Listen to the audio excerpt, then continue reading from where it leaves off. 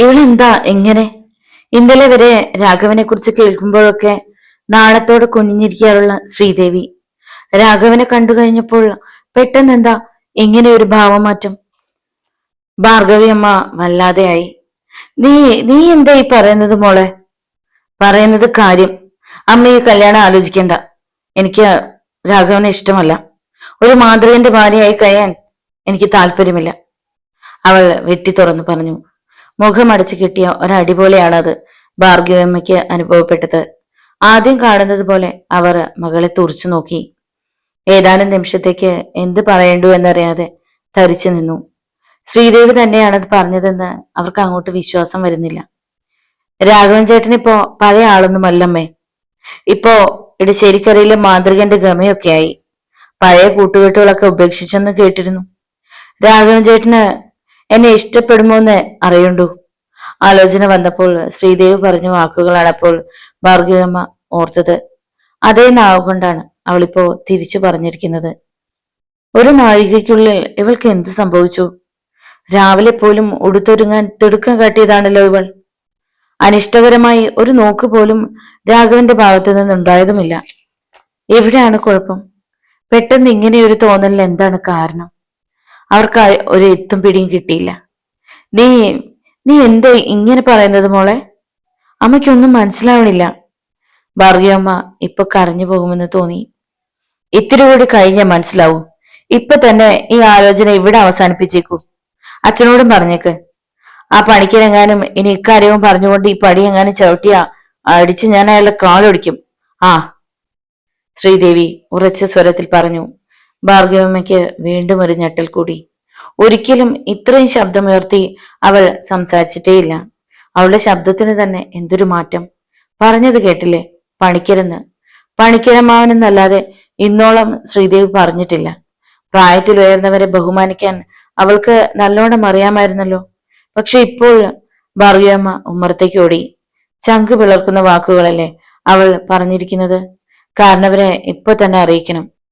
ഒരമ്മയുടെ പ്രതീക്ഷകളുടെയും ഭാഗ്യങ്ങളുടെയും മേലാണ് മകൾ തീക്കനലുകൾ വാരിച്ചൊരിഞ്ഞിരിക്കുന്നത്. ശ്രീദേവിക്ക് എന്ത് സംഭവിച്ചത്? ഏറ്റവും അടുത്തു തന്നെ കല്യാണം നടത്തുന്നതിനെ കുറിച്ച് ആലോചിച്ച് സുഖമായെന്ന് മുറുക്കി ഉമ്മറത്തെ ചാരുകസേരയിൽ കിടക്കുകയായിരുന്നു വാസുദേവക്കുറുപ്പ്. കരയടച്ച് ക്ഷണിക്കണം. ഒരേ ഒരു മകളാണ്. തങ്ങളെക്കാൾ എത്രയോ ഔന്നത്യത്തിൽ നിൽക്കുന്ന കുടുംബമാണ് ഇടശ്ശേരി തറവാട്. തങ്ങളുടേതല്ല. അവരുടെ മാന്യതയാണ് താൻ കാത്തു സൂക്ഷിക്കേണ്ടത്. 4 കൂട്ടം പ്രഥമം കൂട്ടിയുള്ള സദ്യ ഒരുക്കണം. അതിനൊന്നും ദൈവം സഹായിച്ച് യാതൊരു ബുദ്ധിമുട്ടുമില്ല. ഇതുവരെ ഉള്ളതുപോലെ ഇനിയുള്ളത് ഭംഗിയായി കലാശിക്കുമെന്ന് തന്നെ കുറുപ്പ് കണക്ക് കൂട്ടി. ആ കണക്ക് തെറ്റിച്ചുകൊണ്ടാണ് ഭാർഗവമ്മയുടെ പരിഭ്രാന്തി കലർന്ന ശബ്ദം വാതിലിന് പിന്നിൽ നിന്ന് കേട്ടത്. ദേ, നമ്മുടെ മകൾ പറയുന്നത് കേട്ടോ. അവക്ക് രാഘവനുമായുള്ള വിവാഹത്തിന് സമ്മതമല്ലെന്ന്. ആലോചന ഇവിടം കൊണ്ട് അവസാനിപ്പിക്കണമെന്ന്. വെള്ളിരി വീണതുപോലെ കുറുപ്പൊന്ന് നടുങ്ങി. പിന്നെ ഒന്ന് ചിരിച്ചു. എന്നു മുതലാ ഭാർഗവി ശ്രീദേവി തമാശ പറയാൻ തുടങ്ങിയത്? ഇതിലും വലിയൊരു തമാശ ഇനി കേൾക്കാനില്ല. തമാശയല്ല, അവൾ തികഞ്ഞ ഗൗരവത്തിലാണ്. നിങ്ങളൊന്ന് വിളിച്ചു ചോദിച്ചേ, എന്ത് ഭ്രാന്ത അവളി പറയുന്നതെന്ന്. കുറുപ്പ് സാവകാശം എണീറ്റു. ഇപ്പോ അവർക്ക് ഇങ്ങനെ ഒരു മാറ്റം ഉണ്ടാകാൻ കാരണം എന്താണെന്ന് അറിയണമെന്ന് തന്നെ കരുതി അദ്ദേഹം അകത്തേക്ക് കയറി. എന്തു കാര്യവും സൗമ്യമായി സംസാരിക്കാനാണ് കുറുപ്പിന് എപ്പോഴും താല്പര്യം. അതിശയകരമായ ഒരു സ്വഭാവ വിശേഷവുമാണത്. കത്തിപ്പടരേണ്ട വാക്കുകൾ ഉപയോഗിക്കേണ്ടിടത്തും സ്വാഭാവികമായ സൗമ്യതയോടെ അദ്ദേഹം സംസാരിക്കൂ. എല്ലാവരും അംഗീകരിക്കുന്ന ഒരു സ്വഭാവ മഹത്വം. ചിരിച്ചുകൊണ്ടാണ് അദ്ദേഹം മകളിരിക്കുന്ന അടുക്കളക്കെട്ടിലേക്ക് കയറി ചെന്നത്. അച്ഛനെ കണ്ട് ശ്രീദേവി എണീറ്റു നിന്നു. അവളുടെ മുഖത്ത് അപ്പോഴും പേരറിയാത്തൊരു ഭാവത്തിന്റെ കരിനിഴൽ വീണു കിടന്നിരുന്നു. എന്താ മോളെ പ്രശ്നം? അമ്മ വന്നൊരു തമാശ പറഞ്ഞു. എന്റെ മോള് എന്താന്ന് വെച്ചാ അച്ഛനോട് പറയ്. അമ്മയോട് പറഞ്ഞത് തന്നെയാ എനിക്ക് അച്ഛനോടും പറയാനുള്ളൂ. കുറുപ്പ് അപ്പോഴും ചിരിച്ചു. ആ തമാശ മോളുടെ വായിന്ന് നേരിട്ട് കേൾക്കാനാ അച്ഛനിഷ്ടം. എന്റെ മോള് പറഞ്ഞേ. എനിക്ക് രാഘവനെ ഇഷ്ടമല്ല. എനിക്ക് ആ കല്യാണം വേണ്ട. ശ്രീദേവിയുടെ കണ്ണുകൾ തിളങ്ങി. പക്ഷെ ഞങ്ങൾക്ക് ഇഷ്ടമായി പോയല്ലോ. അവൻ പോകും വരെ നിനക്കും ഇഷ്ടമായിരുന്നല്ലോ. ഇനിയിപ്പം പകരം നിന്റെ അമ്മയെ കെട്ടിച്ചു കൊടുക്കാൻ പറ്റുമോ മോളെ? വാസുദേവക്കുറുപ്പ് വെറും സാധാരണ മട്ടിൽ ചോദിച്ചു. അതായിരിക്കും നല്ലത്. ശ്രീദേവി തുറന്നടിച്ചു. അവളുടെ ആ ഭാവവും സംസാരവും കുറിപ്പ് ശ്രദ്ധിച്ചു. മുന്നിൽ നിൽക്കുന്നത് തന്റെ മകളല്ലെന്ന് അദ്ദേഹത്തിന് തോന്നി. തന്റെ മകൾ ഒരിക്കലും ഇത്രയും തന്റെ ഇടത്തോടെ തന്റെ നേർക്ക് നിന്ന് സംസാരിച്ചിട്ടില്ല. എവിടെയോ എന്തോ കുഴപ്പമുണ്ടെന്ന് അദ്ദേഹത്തിന് മനസ്സിലായി. എന്നാൽ അങ്ങനെ തന്നെ നടക്കട്ടെ മോളെ. നിന്റെ അമ്മയ്ക്ക് വേണ്ടി ആലോചിക്കാൻ ഞാൻ ഇടശ്ശേരി വരെ ഒന്ന് പോയി വരാം. രണ്ടാം മുണ്ട് ഉയർത്തി മുഖം തുടച്ചുകൊണ്ട് വാസുദേവക്കുറുപ്പ് മുറിവിട്ടിറങ്ങി. ശ്രീദേവി ഉറക്കെ ഒന്ന് ചിരിച്ചു. ചിരിയായിരുന്നില്ല അത്, അട്ടഹാസം. പൂമംഗലം തറവാട് ഒന്ന് കിടുങ്ങി. എങ്ങനെയും തറവാട്ടിലെത്തിയാൽ മതിയെന്നേ ഉണ്ടായിരുന്നുള്ളൂ രാഘവന്. ഒപ്പം നടന്ന പണിക്കർക്ക് അവന്റെ തിടുക്കത്തിന്റെ കാരണം മനസ്സിലായില്ല. അങ്ങോട്ട് പോയപ്പോഴുണ്ടായിരുന്ന ഉത്സാഹങ്ങളെല്ലാം അവന് നഷ്ടമായിരിക്കുന്നതായും പണിക്കർ മനസ്സിലാക്കി. എന്താ രാഘവ ഒരു വല്ലായ്മ? പണിക്കർ അവന്റെ ഒപ്പം ചെല്ലാൻ പണിപ്പെട്ടുകൊണ്ട് ചോദിച്ചു. ഒന്നുമില്ല പണിക്കരി ചേട്ടാ. ഏതായാലും വിവരം പറയാൻ പണിക്കരി ചേട്ടൻ ഒരാഴ്ച കൂടി കഴിഞ്ഞിട്ട് അങ്ങ് പോയാ മതി. അതെന്താ കുഞ്ഞെ? ഒരു ചെറിയ പ്രശ്നമുണ്ട്. പറഞ്ഞ ചേട്ടന് മനസ്സിലാവില്ല. നാളെ വൈകുന്നേരം ഏതായാലും പണിക്കരി ചേട്ടൻ ഇടശ്ശേരിയിലേക്ക് വരൂ. വീട്ടിലേക്ക് തിരിയുന്ന മുക്കിലെത്തിയപ്പോൾ രാഘവൻ പണിക്കരെ പറഞ്ഞയച്ചു. അയാൾ വീട്ടിലേക്ക് വന്നാൽ അമ്മയൊരു നൂറായിരം കാര്യങ്ങൾ ചോദിക്കും. ഒരു പൂജയ്ക്കുള്ള സമയം തനിക്ക് ലഭിച്ചേ മതിയാകൂ. കഴിഞ്ഞ ദിവസങ്ങളിലൊന്നും മാധവക്കുട്ടി തന്നെ ശല്യപ്പെടുത്താൻ വരാത്തതിന്റെ കാരണം ഇപ്പോഴല്ലേ മനസ്സിലായത്. അവൾ തന്റെ ഓരോ ചലനങ്ങളും നിരീക്ഷിച്ചു കൊണ്ടിരിക്കുകയാണെന്നും ബോധ്യമാവുന്നു. വല്ലാത്ത പകയുണ്ടാകുമെന്ന് തീർച്ച. വേദനിപ്പിച്ചാണല്ലോ താൻ അവളെ തറവാട്ടിൽ നിന്ന് പറഞ്ഞയച്ചത്. ഉരൽപ്പുരയിൽ കയറിക്കൂടാതിരിക്കാൻ ബന്ധന മന്ത്രം കൊണ്ട് ആ മുറി കെട്ടുകയും ചെയ്തു. യക്ഷികൾക്കോ മറ്റു പൈശാചിക ശക്തികൾക്കോ ഉരൽപ്പുരയുടെ അല്പകത്തെത്താൻ കഴിവുണ്ടാവില്ല. ഏതായാലും മാധവിക്കുട്ടിയുടെ തന്ത്രം കൊള്ളാം. യാതൊരു പ്രകോപനവും കൂടാതെ തന്റെ വിവാഹം മുടക്കാനുള്ള മാർഗം അവൾ കണ്ടെത്തിയിരിക്കുന്നു. തന്നോടുള്ള പകവച്ച് ആ പെൺകുട്ടിയെ ഉപദ്രവിക്കാതിരുന്നാൽ മതിയായിരുന്നു. അറിഞ്ഞിടത്തോളം ശ്രീദേവിയെ മാധവിക്കുട്ടി കീഴടക്കി കഴിഞ്ഞിരിക്കുകയാണ്. വാസുദേവക്കുറിപ്പിനോട് ആ വിവരം പറയുന്നത് എങ്ങനെ? പറയാതിരുന്നാലുണ്ടാകുന്ന ഭവിഷ്യത്തുകളോ? ആലോചിച്ചാൽ ഒരന്തവുമില്ല. നടന്ന് തറവാട്ടുപടിക്കലെത്തിയത് രാഘവൻ അറിഞ്ഞില്ല. നീ എന്താ അവിടെ തന്നെ നിൽക്കുന്നേ? അമ്മയുടെ ചോദ്യമാണ് അവനെ ഉണർത്തിയത്. പെട്ടെന്നൊരു നിമിഷത്തിൽ രാഘവന്റെ മനസ്സ് ആർദ്രമായി. അമ്മയോട് സത്യം പറയാനാണ് അവന് തോന്നിയത്. ഇവിടെ നമ്മുടെ ഉരൽപ്പുരയിൽ കുടിപ്പാർത്ത യക്ഷി, അവളെ ഞാൻ അവിടെയും കണ്ടു. അമ്മ, ശ്രീദേവിയുടെ ദേഹത്ത് ആവേശിച്ച് അവൾ എന്റെ മുന്നിൽ പ്രത്യക്ഷപ്പെടുകയായിരുന്നു. അവൻ അമ്മയെയും വിളിച്ചുകൊണ്ട് അകത്തേക്ക് നടന്നു. ആരാ മോനെ ആ യക്ഷി? അവൾ എന്തിനാ നിന്നെ ഇങ്ങനെ വിടാതെ പിന്തുടരുന്നത്? അമ്മയുടെ കണ്ണുകളിലെ സംശയത്തിന്റെ പൊരുൾ രാഘവന് മനസ്സിലാകുന്നുണ്ടായിരുന്നു. ആ നിമിഷം തന്നെ എല്ലാം അങ്ങ് തുറന്നു പറയാൻ അവൻ ആഗ്രഹിച്ചു. എന്നെങ്കിലും ഒരു ദിവസം അമ്മയെ അറിയാതിരിക്കില്ല. എങ്കിൽ പിന്നെ ഒരു നാഴിക മുമ്പേ ആയിക്കോട്ടെ. മാധവിക്കുട്ടിയാണമ്മേ യക്ഷിയായി പുനർജനിച്ചിരിക്കുന്നത്. മാരാത്തെ മരിച്ചുപോയ മാധവിക്കുട്ടി. ഗൗരിക്കുട്ടി ഒന്ന് ഞെട്ടി. അവരുടെ കണ്ണുകളിൽ ഭയം നിറഞ്ഞു. മാധവിക്കുട്ടിയെ കുറിച്ച് അവർ നേരത്തെ കേട്ടിരുന്നു. രാഘവന്റെ പേരുമായി ബന്ധപ്പെടുത്തി ഒരുപാട് കഥകൾ കേട്ടിട്ടുണ്ട്. അന്നൊന്നും അതിന്റെ ഭവിഷ്യത്ത് ഇങ്ങനെ വന്ന് കലാശിക്കുമെന്ന് സ്വപ്നേപ്പി നനച്ചതല്ല. അവളായിരുന്നു ഉരൽപ്പുരയിൽ കുടിപ്പാർക്കാൻ എത്തിയത് അല്ലെ? നീ അറിയാതെ അങ്ങനെയൊന്നും സംഭവിക്കില്ലല്ലോ. നീ എന്തിനാ അവളെ ഈ വളപ്പിൽ കാൽകുത്താൻ അനുവദിച്ചു? അമ്മയുടെ ചോദ്യത്തിന് വ്യക്തമായൊരു മറുപടി പറയാൻ അവന് കഴിഞ്ഞില്ല. മുഖവും കുനിച്ചു നിൽക്കുന്ന മകനെ കണ്ടപ്പോൾ ഗൗരിക്കുട്ടിക്ക് സങ്കടമുണ്ടായി. ആവശ്യമുള്ളിടത്ത് നീ ഇടശ്ശേരിയിലെ മാന്ത്രികനാണെന്ന കാര്യം മറക്കുന്നു. ഇവിടുത്തെ മാന്ത്രികരാരും ഒരക്ഷിയെ ഭയന്ന് കഴിഞ്ഞിട്ടില്ല. ഏതായാലും സംഭവിച്ചത് സംഭവിച്ചു. ഇനി അത് ഇരു ചെവി അറിയാതെ ഒഴിപ്പിച്ചു വിട്ടേക്കണം. ശത്രുക്കൾ എങ്ങാനും അറിയാനിടയായ പിന്നെ നീ പിടിക്കുന്നിടത്ത് കാര്യങ്ങൾ നിന്നില്ലെന്ന് വന്നേക്കാം. ഒരവസരത്തിന് തക്കം പാർത്തിരിക്കുന്ന ചില ശത്രുക്കളെങ്കിലും നിനക്കുണ്ടെന്ന് മറക്കരുത്. ഉപദേശം പോലെ ഗൗരിക്കുട്ടി പറഞ്ഞു. വലിയ വീട്ടിൽ കുറുപ്പിന്റെ മുഖമാണ് പെട്ടെന്ന് രാഘവന് ഓർമ്മ വന്നത്. തന്റെ മുന്നിൽ അടിയറവ് പറയേണ്ടി വന്ന ആ കരപ്രമാണി തനിക്ക് പറ്റുന്ന ഒരു വീഴ്ച കാണാൻ കണ്ണിൽ എണ്ണയും ഒഴിച്ച് കാത്തിരിക്കുകയാണെന്ന് നല്ലോണം അറിയാം. ചാത്തൻ സ്വാമിയെ മോചിപ്പിച്ചു കൊണ്ടുപോകുന്ന ശേഷമുണ്ടായ പുകിലുകളൊക്കെ നാട്ടിൽ പാട്ടാണല്ലോ. ഒക്കെ താൻ അറിയുകയും ചെയ്തിരുന്നു. ബന്ധനമന്ത്രം കൊണ്ട് വലിയ വീട്ടിൽ പടിപ്പുരയിൽ തളച്ചു നിർത്തിയ മിന്നൽ തങ്കനും കൂട്ടനും പിറ്റേന്നാണ് മോചിതരായത്. അതിൽ പിന്നെ അവനെ ഈ നാട്ടിലെങ്ങും കാണാനില്ലെന്ന് പറയുന്നത് കേട്ടു. അതുവരെ അവൻ ഉയർത്തിക്കൊണ്ടുവന്ന അവന്റെ സ്വന്തം വ്യക്തിത്വമാണ് ഒറ്റ ദിവസം കൊണ്ട് ഇടിഞ്ഞു തരിപ്പണമായത്. അന്ന് ഇടശ്ശേരി ഗ്രാമം മുഴുവൻ കാഴ്ച കാണാൻ വലിയ വീടിന്റെ പടിക്കൽ തടിച്ചുകൂടിയിരുന്നു. അസഹ്യമായി തീർന്നപ്പോൾ കുറുപ്പ് നാടടക്കമുള്ളവരെ പുലഭ്യം പറഞ്ഞ് ഓടിക്കുകയായിരുന്നു. ഇവനെ ആരോ കുറുപ്പങ്ങുന്നേ ഇവിടെ സിമന്റിട്ട് ഉറപ്പിച്ചെന്ന് കുറുപ്പിന്റെ മുഖത്ത് നോക്കി ആരോ ചോദിക്കുകയും ചെയ്തത്രേ. ഇരുകാലുകളും മരവിച്ച് ഏതാണ്ട് ഒരു മൃതദേഹം പോലെ നിൽക്കുകയായിരുന്നു തങ്കൻ. അവന്റെ ഇടത്തും വലത്തും കരിവീട്ടി പ്രതിമ പോലെ അവന്റെ കൂട്ടാളികളും. 1.5 ആഴ്ചത്തെ ഉഴിച്ചിലും പിഴിച്ചിലും കൂടാതെ അവന്റെ സിരകളിലെ രക്തസഞ്ചാരം സാധാരണഗതിയിലായില്ല പോലും. അത് കഴിഞ്ഞാലും ഇനി ഗ്രാമത്തിൽ തങ്കൻ ഉണ്ടാവുമെന്ന് തോന്നുന്നില്ല. കുറുപ്പോ മറ്റു വിവരം അറിഞ്ഞാൽ യക്ഷിയെ വശത്താക്കാനും ശ്രമിച്ചെന്ന് വരും. തങ്കനെ രക്ഷിക്കാൻ വിളിച്ചോണ്ട് വന്ന മാതൃകൻ അവന്റെ ആ നിപ്പ് കണ്ടപ്പോ ഓടിയ വഴികളിൽ പുല്ലുപോലും മുളച്ചിട്ടില്ലെന്ന കഥ വേറെ. എങ്കിലും ആഭിചാര പ്രയോഗങ്ങൾ നടത്താൻ അറിയാവുന്ന വല്ല മാതൃകനെ നിരൂപിച്ചാൽ യക്ഷിയെ കൊണ്ട് കുറെയൊക്കെ ഉപദ്രവങ്ങൾ ഉണ്ടാക്കിക്കാൻ കഴിയുക തന്നെ ചെയ്യും. എന്താണ് ഒരു മാർഗമുള്ളത്? മാധവക്കുട്ടിയുടെ പ്രേതം ശ്രീദേവിയിൽ ആവേശിച്ചിരിക്കുകയാണെന്ന് വാസ്തവക്കുറിപ്പിനോട് പറയുന്നത് എങ്ങനെ? അദ്ദേഹം അറിയാതെ അവളുടെ ശരീരത്തിൽ നിന്ന് മാധവക്കുട്ടിയെ ഒഴിപ്പിക്കുന്നത് എങ്ങനെ? താനാനതിന് ഒരുങ്ങുന്നു എന്നറിഞ്ഞാൽ മാധവക്കുട്ടി ശ്രീദേവിയെ വല്ല കുളത്തിലേക്കോ കയത്തിലേക്കോ നയിച്ചാലുണ്ടാകുന്ന ഭവിഷ്യത്ത് എന്തായിരിക്കും? യക്ഷികളുടെ വാശി അതല്ല, അതിലപ്പുറവും ചെയ്തെന്നിരിക്കും. അമ്മയോട് പറയാനൊരു മറുപടി കിട്ടാതെ രാഘവൻ വിഷമിച്ചു. മാധവിക്കുട്ടിയെ ശ്രീദേവിയുടെ ശരീരത്തിൽ നിന്ന് ഒഴിപ്പിക്കുക തന്നെ വേണം. ശ്രീദേവിയെ എന്ത് വില കൊടുത്തും രക്ഷിക്കുക തന്നെ ചെയ്യണം. രാഘവൻ നേരെ പൂജാമുറിയിലേക്ക് കയറി. ഉപാസനാമൂർത്തി സാന്നിധ്യമുള്ള ആ മുറിയിൽ ഒറ്റയ്ക്ക് കുറെ നേരം ചെലവഴിച്ചാൽ മനസ്സിൽ ഏകാഗ്രത തനിയെ ചേക്കേറും. മനസ്സൊന്ന് സ്വസ്ഥമായാൽ അനന്തരം എന്താണെന്ന് ആലോചിക്കാനും കഴിയും. പൂജാമുറിയിൽ എത്തിയ രാഘവൻ വാതിലടച്ച് ഏറെ നേരം ധ്യാന നിമഗ്നനായിരുന്നു. ആരോരും അറിയാതെ ശ്രീദേവിയെ രക്ഷിക്കാൻ ഒരു ഉപായം ഉപാസനാമൂർത്തിയോട് തേടി. തന്നെ വിവാഹം ചെയ്യാൻ ഒരുങ്ങിയതിന്റെ പേരിൽ ഒരു പെൺകുട്ടി ജന്മം തന്നെ വിലയായി നൽകേണ്ടതില്ല. പണ്ട് ചെയ്തു കൂട്ടിയ ഓരോരോ തെറ്റുകൾക്ക് ഇപ്പോഴാണോ സമാധാനം പറയേണ്ടി വന്നിരിക്കുന്നത്?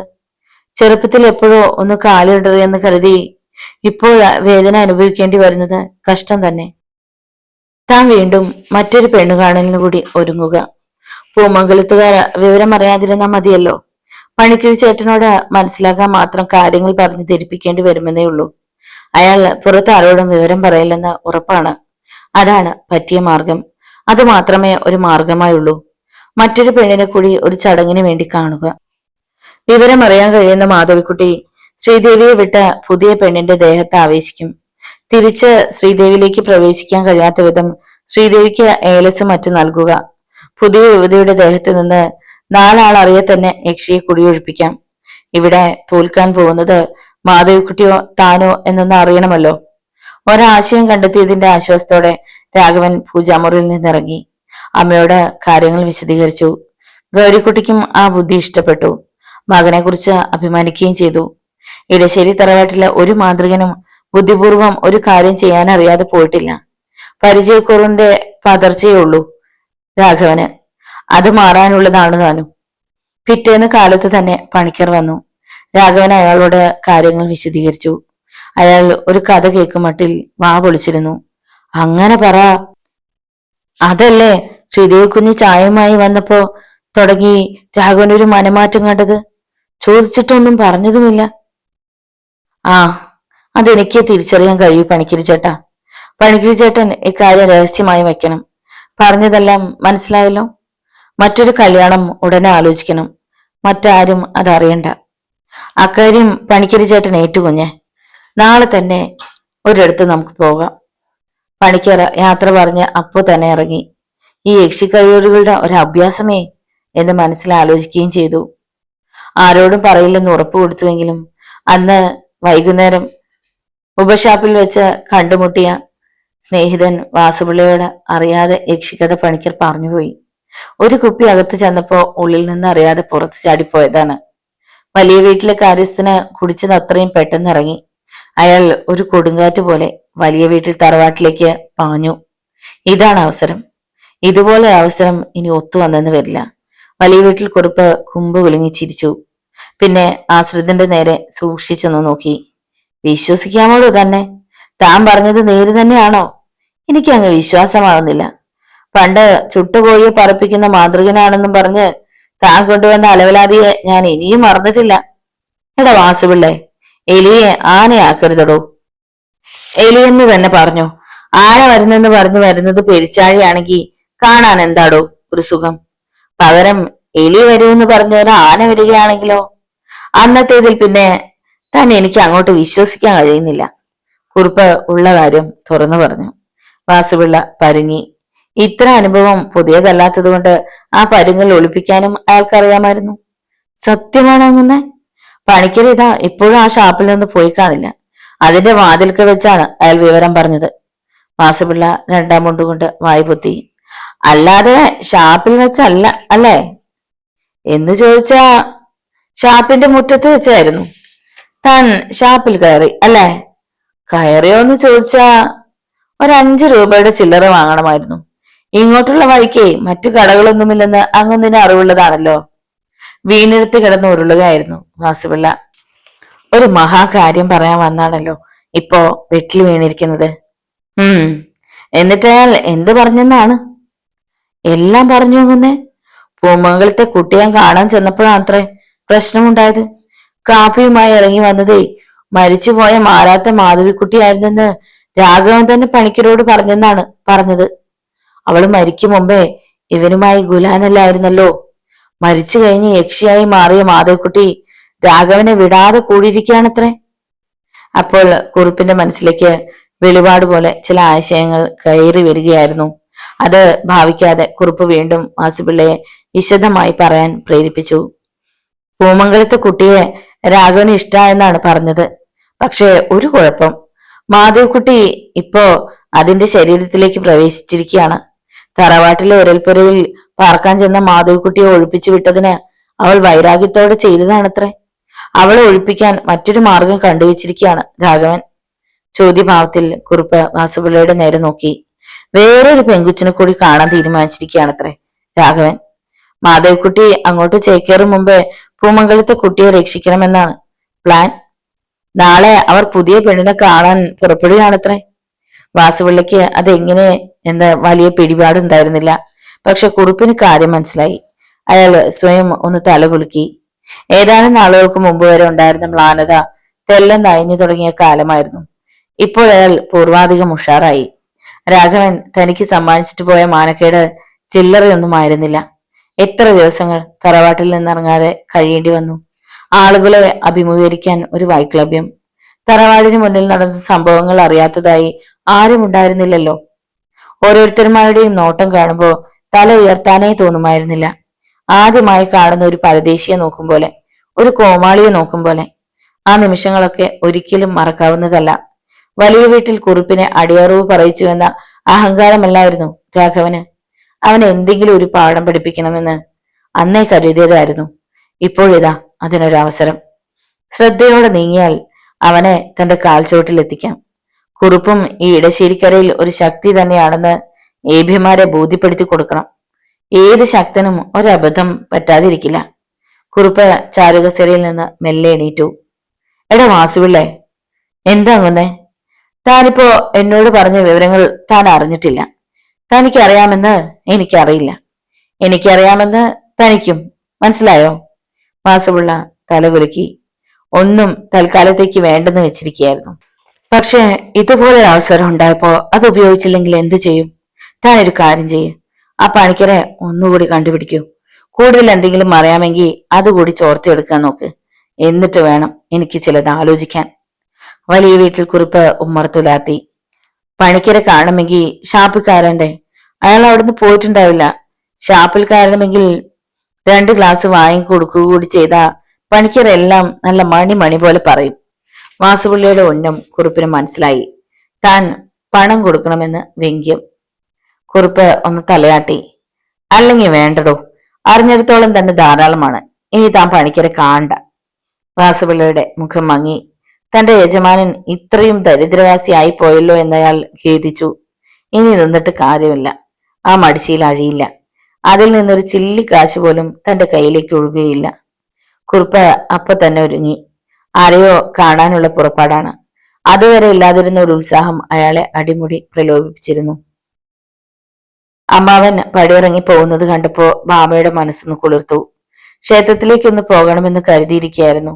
പഴയ ആ സംഭവങ്ങൾക്ക് ശേഷം തറവാട്ട് വീട്ടിൽ നിന്ന് പുറത്തേക്കൊന്നും ഇറങ്ങിയിട്ട് പോലുമില്ല. അതിനു മുമ്പ് പതിവായി ക്ഷേത്രദർശനം നടത്തിയിരുന്നതാണ്. തന്നോട് രാഘവൻ കാട്ടിയ ക്രൂരത ഏതായാലും പുറത്താരും അറിഞ്ഞിട്ടില്ല. അത് ഭാഗ്യം. പിന്നീടല്ലേ എല്ലാം അറിഞ്ഞത്.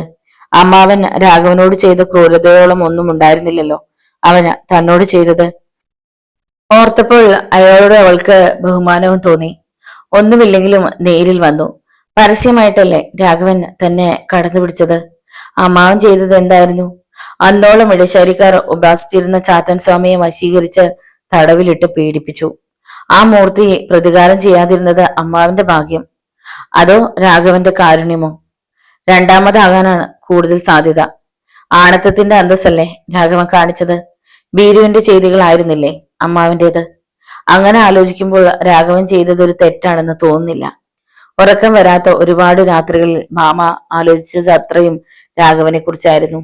ആദ്യമായി തന്നെ സ്പർശിച്ച പുരുഷനാണ് രാഘവൻ. അപ്പോൾ നോവിച്ചെങ്കിലും പിന്നീട് അതൊരു സുഖമുള്ള വേദനയായാണ് ഭാമയ്ക്ക് തോന്നിയത്.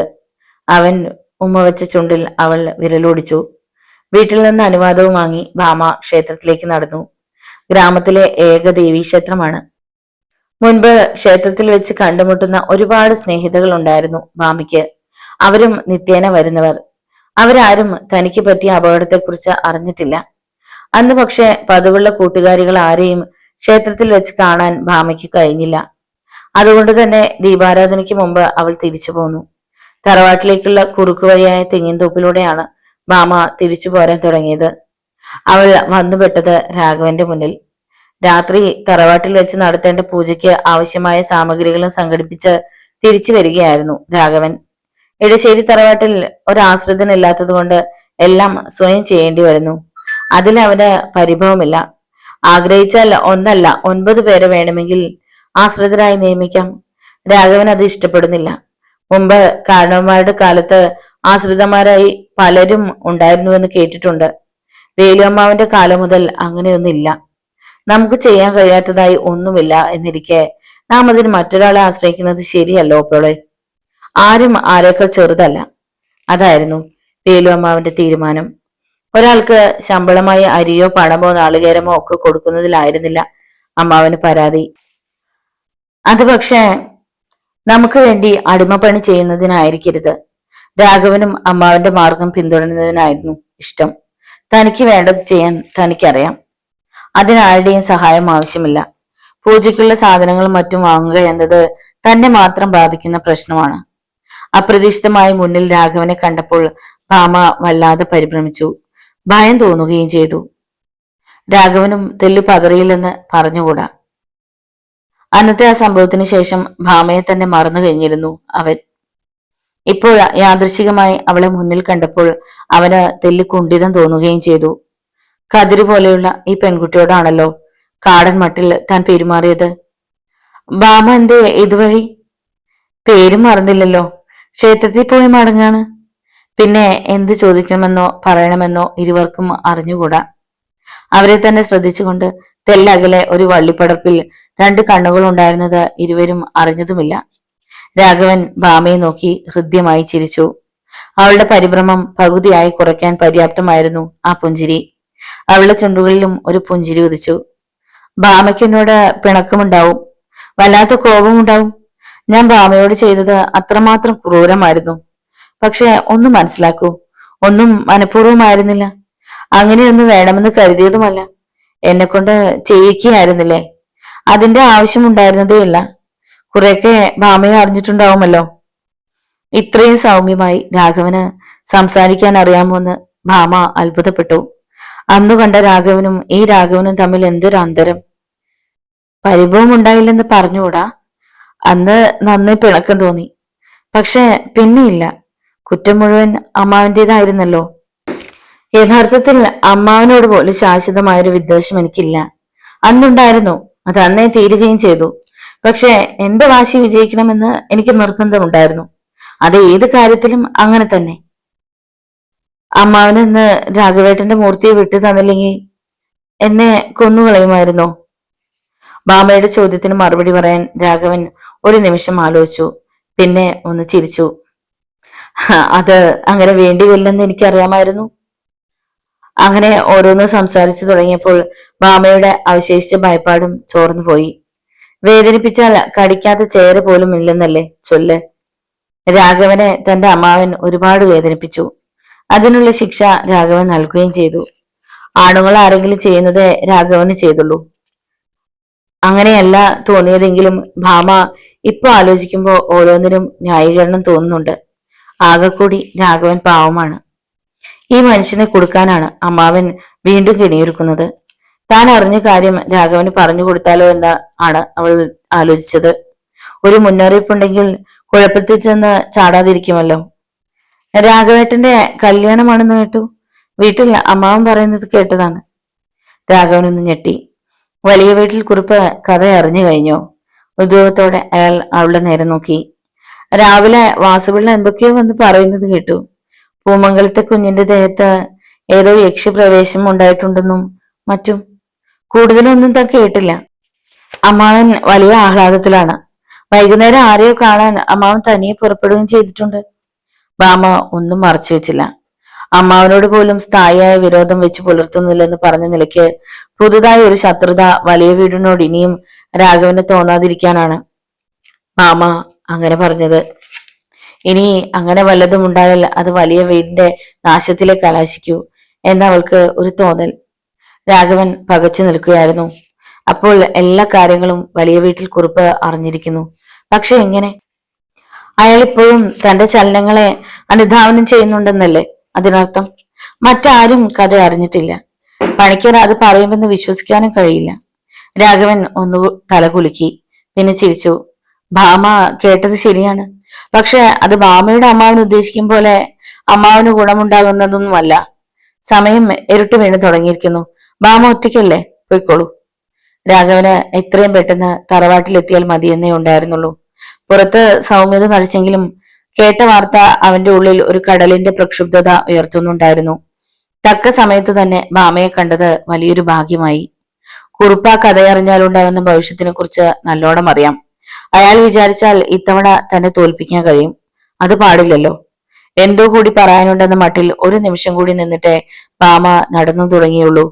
അവൾ പോകുന്നത് നോക്കി നിന്ന രാഘവന് അപ്പോൾ ആദ്യമായി അവളോട് കാരുണ്യം തോന്നി. കുറുപ്പ് തന്നോട് ഇടയാൻ തന്നെയാണ് നീക്കമെങ്കിൽ തനിക്കിനിയും ഇവളെ വിഷമിപ്പിക്കേണ്ടി വരുമല്ലോ. അമ്മാവൻ ചെയ്യുന്ന നീച പ്രവൃത്തികൾക്ക് മരുമകൾ വലിയ വില കൊടുക്കേണ്ടി വരും. താൻ ഉദ്ദേശിച്ചതിലും എത്രയോ പാവമാണ് ഭാമ. മറ്റേതെങ്കിലും പെൺകുട്ടികളായിരുന്നെങ്കിൽ തന്റെ മുഖത്ത് നോക്കുമായിരുന്നോ? ഒരു പെൺകുട്ടി സഹിക്കേണ്ടി വന്നതിലും എത്രയോ ഏറെയാണ് അവൾ സഹിച്ചത്. ഭാമ അകന്നു കഴിഞ്ഞേ രാഘവൻ ചലിച്ചുള്ളൂ. അതുവരെ അവരുടെ സംഗമം ഇലപ്പടർപ്പുകൾക്കിടയിൽ നിന്ന് ശ്രദ്ധിച്ചു കൊണ്ടിരുന്ന ആ കണ്ണുകൾ പെട്ടെന്ന് അവിടെ നിന്ന് പിൻവാങ്ങി. ആ കണ്ണുകൾ തന്നെ അനുഗമിച്ചത് ഭാമയുടെ പിന്നാലെയായിരുന്നു. സമയം ഇത്രയും ഇരുണ്ടുപോയത് ഭാമ അതുവരെ ശ്രദ്ധിച്ചതേയില്ലായിരുന്നു. പക്ഷെ ഒറ്റയ്ക്കായപ്പോൾ അവൾ ഭയന്നു. തെങ്ങിൻതോപ്പ് കടന്നാൽ സർപ്പക്കാട്, അതുകൂടി കഴിഞ്ഞു കിട്ടിയാൽ പിന്നെ സമാധാനമായി. തുടർന്ന് പാടശേഖരങ്ങളാണ്. പാടത്തേക്ക് ഇറങ്ങിയാൽ അകലെ വലിയ വീട് കാണുകയും ചെയ്യാം. അല്ലെങ്കിലും തുറസായ പാടശേഖരങ്ങളിൽ ഇരുട്ട് പതുക്കെ പെയ്തിറങ്ങും. ഭാമ തെങ്ങിൻതോപ്പ് കടന്നു. അവളെ അനുഗമിച്ചിരുന്ന ആ കണ്ണുകളും അവളുടെ ഒപ്പം ഉണ്ടായിരുന്നു. സർപ്പക്കാടിനോട് അടുത്തെത്തിയപ്പോൾ ആ കണ്ണുകളുടെ ഉടമ പെട്ടെന്ന് അവളുടെ പിന്നിൽ നിന്ന് മാറി സർപ്പക്കാടിനുള്ളിൽ മറഞ്ഞു. വളരെ അപ്രതീക്ഷിതമായി ഭാമയ്ക്ക് വലിയൊരു നടുക്കവും സമ്മാനിച്ച് അത് വന്നു നിന്നത് അവളുടെ തൊട്ടു മുന്നിലായിരുന്നു. തീയിൽ ചവിട്ടിയാൽ എന്നോണം ഭാമ നിന്നു. മിന്നൽ തങ്കൻ. അവന്റെ തുറിച്ച ചുവന്ന കണ്ണുകൾ ഭാമയുടെ അംഗപ്രത്യംഗം ഒഴിഞ്ഞു. തമ്പ്രാട്ടി ക്ഷേത്രത്തിൽ പോയതായിരിക്കും. ഒരു വല്ലാത്ത ഭാവത്തിൽ അവൻ ചിരിച്ചു. അവന്റെ കണ്ണുകൾ തന്റെ നെഞ്ചിൽ തന്നെയാണെന്ന് അവൾ അറിഞ്ഞു. അന്തരീക്ഷത്തിന് അസുഖകരമായ ഒരു വൃത്തികെട്ടമാണ്. തങ്കന്റെ കാലുകൾ നിലത്തുറയ്ക്കുന്നില്ല. തങ്കനെന്നല്ല ഒരു തെമാടിയും വലിയ വീട്ടിലെ അംഗങ്ങളുടെ മുന്നിൽ വഴിമുടക്കി നിൽക്കാറില്ല. തങ്കൻ വഴിന്ന് മാറ്, എനിക്കങ്ങ് പോകണം, ഭാമ ധൈര്യം സംഭരിച്ചുകൊണ്ട് പറഞ്ഞു. അങ്ങനെ മാറാനാണെങ്കിൽ ഇത്ര നേരവും ഞാനിവിടെ മെനക്കെട്ട് നിൽക്കുമായിരുന്നോ? ഞാനെല്ലാം കാണുകയും ചെയ്തു. അമ്മാവന്റെ ശത്രുവിന് അമ്മാവനെ ഒറ്റിക്കൊടുത്തു അല്ലേ? ഞാനത് അങ്ങൊന്നിനോട് പറയുന്നില്ല. പകരം ഇടശ്ശേരിയിലെ ആ മാന്ത്രികം കുഞ്ഞ് കശക്കി കളഞ്ഞ ഈ ശരീരം കുറച്ചു നേരത്തേക്ക് തങ്കനൊന്ന് വേണം. ഭാമ നടുങ്ങിപ്പോയി. എന്താണ് അവനീ പറഞ്ഞത്? താൻ ആരാണെന്ന് ഇവ മറന്നുവോ? തങ്കം മാറ്, ഞാൻ അമ്മാവനോട് പറഞ്ഞ എന്താണ് ഉണ്ടാവുക എന്ന് അറിയാമല്ലോ. ഉവ്, അയാൾ എന്നെ മൂക്കി കയറ്റും. എടി പെങ്കൊച്ചേ, നിന്റെ അമ്മാവനെ ഞാനൊന്ന് കാണാനിരിക്കുക. ഒരിക്കൽ നിന്റെ പടിപ്പുരയ്ക്കൽ സിമെന്റ് ഇട്ട് ഉറപ്പിച്ചതുപോലെ ഞാൻ 2 ദിവസം നിന്നത് ഓർമ്മയുണ്ടോ? എന്റെ നാട്ടിലെ മുഴുവൻ വെളിയും കെടുത്തുന്ന പണിയല്ലായിരുന്നു അത്? അന്ന് ഒളിച്ചോടിയ തങ്കൻ ഇന്നാ തിരിച്ചു വരുന്നത്. ഇപ്പോഴും ഞരമ്പുകളിലെ രക്തസഞ്ചാരം ശരിയായിട്ടില്ല. അമ്മാവനെ കാത്തിരിക്കുമ്പോഴാണ് മരുമകൾ മുമ്പിൽപ്പെട്ടത്. തങ്കൻ അങ്ങനെ അമ്മാവനെന്നോ മരുമകനെന്നോ ഉള്ള വേർതിരിവൊന്നുമില്ല. അമ്മാവനായിരുന്നെങ്കിൽ തങ്കന്റെ ശരീരം കുറച്ച് അധ്വാനിക്കുന്നതിന്റെ പേരിൽ വേദനിച്ചേനെ. മരുമകളാണെങ്കിൽ ശരീരം ഒന്നയയും. അതൊരു സുഖമാണെന്ന് കരുതിക്കോ. യാതൊരു ഉളുപ്പുമില്ലാതെയാണ് അവൻ സംസാരിച്ചത്. ഭാമയുടെ ഉള്ളിൽ ഭയം പെരുമ്പറ മുഴക്കി. രണ്ടും കൽപ്പിച്ചാണ് അവന്റെ നിൽപ്പെന്ന് അവൾക്ക് മനസ്സിലായി. ഉറക്കെ നിലവിളിച്ചാൽ പോലും ആരും അറിയാൻ പോകുന്നില്ല. ഈ നേരത്ത് ആരും ഇതിലെ വരുമെന്നും കരുതുന്നില്ല. ആരും അറിയാൻ പോകുന്നില്ല. അഥവാ ആരെങ്കിലും അറിഞ്ഞാലും തങ്ങനൊന്നുമില്ല. അങ്ങനെ ഉണ്ടാകാതിരിക്കുന്നതാണ് വലിയ വീട്ടിലെ കുഞ്ഞിനും നല്ലത്. അതുകൊണ്ട് ബഹളം വെക്കാനൊന്നും ആലോചിക്കണ്ട. തങ്കൻ ഭാമയുടെ സമീപത്തേക്ക് അടുക്കുകയാണ്. ഭാമയുടെ ഉള്ളംകാലിൽ നിന്ന് ഉച്ചിയിലേക്ക് ഒരു പെരുപ്പ് കയറി. ഇടശ്ശേരി തറവാട്ടിൽ എത്തും മുമ്പ് രാഘവൻ ഒന്ന് നിന്നു. ആരോ പിൻവിളിച്ചു നിർത്തിയതുപോലെയാണ് അവൻ അനുഭവപ്പെട്ടത്. ഏതോ ഒരു അപകടത്തിന്റെ മുന്നറിയിപ്പ്. രാഘവന്റെ 6-ാം ഇന്ദ്രിയം പ്രവർത്തനക്ഷമമായി. ചാത്തൻമൂർത്തിയുടെ സാമീപ്യം അനുഭവപ്പെടുന്നു. അവൻ മനസ്സെ ഏകാഗ്രമാക്കി. ഉപാസനാമൂർത്തിയെ പ്രേണിപ്പിക്കാനുള്ള മന്ത്രം ഉരുവിട്ടു. അപ്പോൾ മൂർത്തി സാന്നിധ്യം കൂടുതൽ വ്യക്തമായി. തനിക്കോ തനിക്ക് വേണ്ടപ്പെട്ട മറ്റാർക്കോ തന്റെ സഹായം അത്യാവശ്യമായി വന്നിരിക്കുന്നു. അതാർക്കായിരിക്കും? ഉത്കണ്ഠയോടെ നിൽക്കുമ്പോൾ സേവാമൂർത്തിയുടെ സാന്നിധ്യം അവന്റെ ചെവികളിൽ മന്ത്രിക്കുന്നതായി രാഘവന് തോന്നി.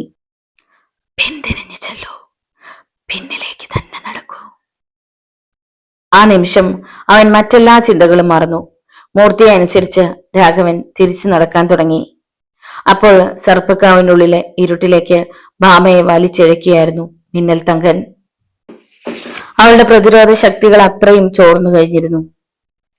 അവന്റെ നീരാളിപ്പിടുത്തത്തിൽ നിന്ന് തനിക്ക് മോചനമില്ലെന്ന അറിവ് തളർത്തുകയും ചെയ്തു. അവന്റെ കണ്ണുകൾ വജ്രം പോലെ തിളങ്ങി. വള്ളിപ്പടർപ്പുകൾക്കിടയിലേക്ക് തങ്കൻ ഭാമയെ വലിച്ചെറിഞ്ഞു. നിലത്ത് ചെന്ന് വീണ അവളുടെ മുകളിലേക്ക് തങ്കൻ ചാടി വീണു. ഭാമ കിടന്ന് പിടഞ്ഞു. തങ്കൻ എന്ന് തൊട്ടെന്ന് വെച്ച് നിനക്കൊന്നും സംഭവിക്കാൻ പോണില്ല. വീട്ടിൽ വെച്ച് എല്ലാവരുടെയും മുന്നിൽ വെച്ച് ആ രാഘവൻ നിന്നെ ബലാത്കാരം ചെയ്തപ്പോ നിന്റെ ഈ വീറും വാശിയൊക്കെ എവിടെയായിരുന്നടി? ഇതുകൊണ്ടൊന്നും തങ്കന്റെ വാശി തീരാൻ പോണില്ല. ഈ നാട്ടിൽ എനിക്കിന്ന് നിൽക്കാൻ വയ്യാതാക്കിയില്ലേ എന്റെ അമ്മാവൻ ദ്രോഹി. ആ കളി മുഴുവൻ ഭാമയോട് തീർക്കാനാണ് അവൻ ഒരുങ്ങുന്നത്. തളരുകയാണെങ്കിലും ആ തളർച്ചയിലും സ്ത്രീ സഹജമായ ചെറുത്തുനിൽപ്പിന് തന്നെയായിരുന്നു ഭാമയുടെ ശ്രമം. അത് അവനെ കൂടുതൽ കുപിതനാക്കി. തങ്കന്റെ വലതുകൈ ഭാമയുടെ കവിളിൽ പതിച്ചു. രാഘവൻ സർപ്പക്കാടിനടുത്തെത്തിയ മുഹൂർത്തമായിരുന്നു അത്. അവനൊന്ന് ഞെട്ടി. പൊടുന്നനെ മറ്റൊരു വള്ളിപ്പടർപ്പിന് മറിഞ്ഞ് അവൻ ഞരക്കം കെട്ട ഭാഗത്തേക്ക് ശ്രദ്ധിച്ചു. തങ്കന്റെ പിടിയിൽ ദുർബലായിക്കൊണ്ടിരിക്കുന്ന ഭാമയെ രാഘവൻ കണ്ടു. അവന്റെ കണ്ണുകളിലേക്ക് ക്രൗര്യം ഇരമ്പിക്കയറി. ആ നിമിഷം അങ്ങോട്ട് കുതിച്ചു ചെല്ലാനും തങ്കനെ ഞെരിച്ചു കൊല്ലാനുമുള്ള തോന്നലാണ് ഉണ്ടായത്. പക്ഷേ തന്നെ ഇവിടേക്ക് നയിച്ച ശക്തിയെ മാനിച്ച് അവൻ മടങ്ങി. ഇവനോട് ചെയ്യേണ്ടത് താനല്ലല്ലോ. എന്തെങ്കിലും ചെയ്യാനുണ്ടെങ്കിൽ അത് എത്രയും പെട്ടെന്ന് വേണം താനും. രാഘവൻ ഉപാസനാമൂർത്തി മന്ത്രം ഉരുവിട്ടു. ക്ഷിപ്രഫലമായിരുന്നു. ഭാമയുടെ ശരീരത്തിലേക്ക് അമരാൻ തുടങ്ങിയ മിന്നൽ തങ്കൻ പെട്ടെന്ന് പിന്നിലേക്ക് എടുത്തെറിയപ്പെട്ടു. അവൻ ഭയന്നുപോയി. ഒരു നിമിഷാർദ്ധത്തെ മോചനം ഭാമ മുതലാക്കുകയും ചെയ്തു. അവൾ പിടഞ്ഞെണീറ്റ് കുറ്റിക്കാടിന്റെ ഒരു അരികിലേക്ക് മാറി നിന്നു. എടുത്തെറിയപ്പെട്ട തങ്കൻ കൂടുതൽ വീറോടെ അവൾക്ക് നേരെ വീണ്ടും കുതിച്ചു. ഭാമയെ തൊട്ടു തൊട്ടില്ല എന്നായ നേരത്ത് അവന്റെ മുഖം അടച്ചൊരടി വീണു. ആരോ കൂടെ കൊണ്ട് മുഖത്തടിച്ചതായാണ് അവൻ അനുഭവപ്പെട്ടത്. 3-4 പല്ലുകൾ അടർന്നു. മുഖത്തു നിന്ന് ചോര ഒഴുകി. ആകെ പകച്ചു പോയിരുന്നു അവൻ. പക്ഷേ ഭാമയെ വിട്ടിട്ട് ഓടി രക്ഷപ്പെടാൻ അവൻ ഒരുക്കമായിരുന്നില്ല. ചുറ്റും കത്തുന്ന മിഴികൾ പായിച്ച് ഒരു വട്ടം നോക്കി. പിന്നെയും ഭാമയുടെ നേർക്ക് തിരിയുകയാണ് അവൻ. ഭാമയും ആകെ അന്താളിച്ചു പോയിരുന്നു. തന്നെ രക്ഷിക്കാനെത്തിയ അജ്ഞാത കരങ്ങൾക്ക് അകമേ അവൾ നന്ദി പറഞ്ഞു. ആ നേരത്ത് രാഘവൻ താൻ ഒളിഞ്ഞു നിന്ന വള്ളിപ്പടപ്പിനിടയിൽ നിന്ന് പുറത്തേക്ക് ഇറങ്ങി വന്നു. മതിയായില്ലേ നിനക്ക്? അതോ ജീവനം കൊണ്ട് പോകണമെന്നില്ലേ? രാഘവന്റെ ശബ്ദം കേട്ട് തങ്കൻ നടുങ്ങി തിരിഞ്ഞു. അപ്പോഴാണ് ഭാമ അവനെ കാണുന്നത്. ഒറ്റ കുതിക്ക് ഭാമ രാഘവന്റെ മുന്നിലേക്ക് എത്തി. ചോർന്നുപോയ സുരക്ഷിതത്വ ബോധമെല്ലാം ആ നിമിഷം ഭാമയ്ക്ക് തിരികെ ലഭിച്ചു. അവൾ ഒരു കുട്ടിയെ പോലെ രാഘവന്റെ മാറിലേക്ക് വീണു. രാഘവേട്ട, എന്നെ ഇവൻ, അവൾ വിതുമ്പി. പിന്നെ തേങ്ങി. തങ്കൻ വല്ലാതെ പരിങ്ങി. പക്ഷെ അങ്ങനെ തോറ്റു കൊടുക്കുവാൻ ഒരുക്കമല്ലായിരുന്നു അവൻ. പണ്ടും ഈ രാഘവന്റെ മുന്നിൽ തലകുനിച്ച് നിൽക്കേണ്ടി വന്നിട്ടുണ്ട് തനിക്ക്. ഇത് ഇപ്പോഴും അതേ അനുഭവം ആവർത്തിക്കുന്നു. തനിക്ക് സഹിക്കാൻ കഴിയുന്നതിലും മിരട്ടിയാണ്. ഇവനുള്ള ഇടശ്ശേരിക്കര ഗ്രാമത്തിൽ തനിക്ക് നിലനിൽപ്പില്ലെന്ന് തങ്കന് തീർച്ചയായി. തങ്കൻ അരയിൽ നിന്ന് കത്തി വലിച്ചൂരി. ഇരുട്ടിലും തിളങ്ങുന്ന വായ്ത്തലയുള്ള ഖടാരി. രാഘവൻ ഒന്ന് ചിരിച്ചു.